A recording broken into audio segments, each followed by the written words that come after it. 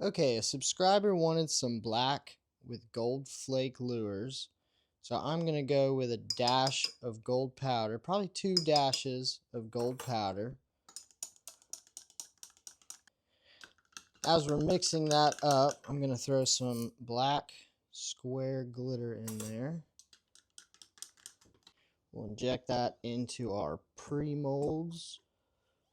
Okay, we're going to start on our black while those cool down. I'm just using 103 black from Lure Works. I've never made this bait before, so I'm not specific on how many drops. That's 5. That looks good. This black pigment isn't as opaque as it looks when it's hot, so that's probably, yeah. Okay, I'm going to add a tad of gold flake to that. Stir that up. Go ahead and add that in.